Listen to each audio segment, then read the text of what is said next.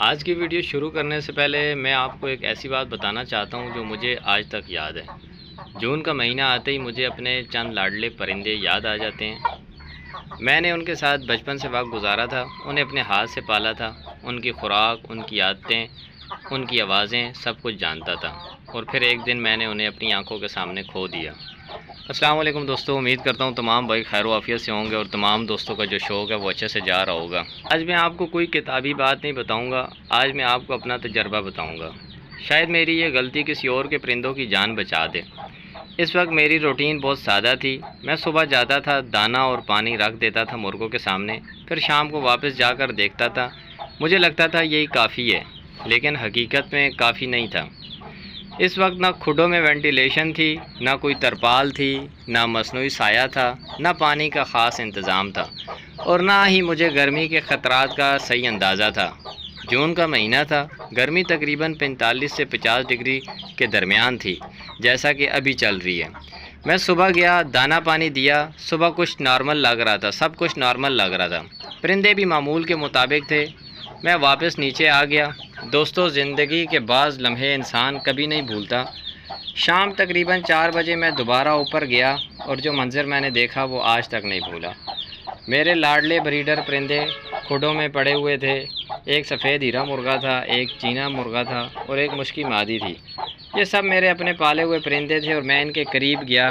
میں نے انہیں اٹھانے کی کوشش کی، لیکن وہ جا چکے تھے، ان کے چہرے نیلے پڑ چکے تھے، اور اس وقت مجھے سمجھ ہی نہیں آ رہی تھی کہ آخر ہوا کیا ہے۔ بعد میں جب میں نے تحقیق کی، تجربہ کار لوگوں سے بات کی اور خود سیکھنا شروع کیا، تب مجھے اندازہ ہوا کہ یہ ہیٹ سٹریس اور شدید گرمی کا نتیجہ تھا۔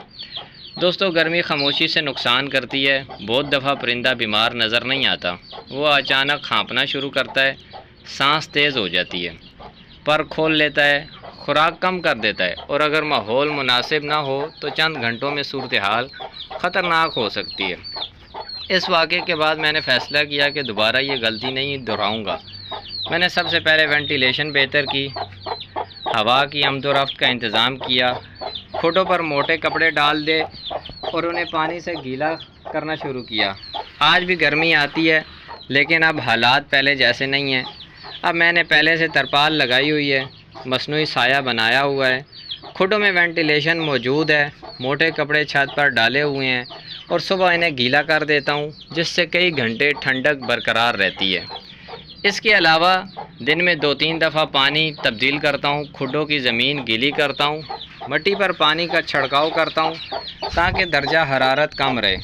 دوستو، میں یہ سب اس لیے نہیں بتا رہا کہ آپ میرے نقصان پر افسوس کریں، میں یہ سب اس لیے بتا رہا ہوں کہ اگر آپ کے پاس بھی لاڈلے پرندے ہیں تو ان کے لیے ابھی سے انتظام کریں، گرمی کا انتظار مت کریں، کیونکہ جب ہیٹ سٹریس حملہ کرتا ہے تو بعض اوقات سنبھلنے کا موقع نہیں دیتا۔ اگر آپ کے پاس سایہ نہیں ہے، وینٹیلیشن نہیں ہے، تازہ پانی نہیں ہے، گرمی کم کرنے کا انتظام نہیں ہے، تو آج ہی اس پر کام شروع کریں۔ میں اپنے ان پرندوں کو آج بھی نہیں بھولا، اور شاید کبھی نہیں بھولوں گا، لیکن اگر میری اس کہانی سے کسی ایک شخص کے پرندے بھی بچ گئے تو مجھے لگے گا کہ ان کی یاد آج بھی کسی کے کام آ رہی ہے۔ اگر آپ کے ساتھ بھی گرمی کی وجہ سے کوئی ایسا تجربہ ہوا ہے تو کمنٹس میں ضرور بتائیں۔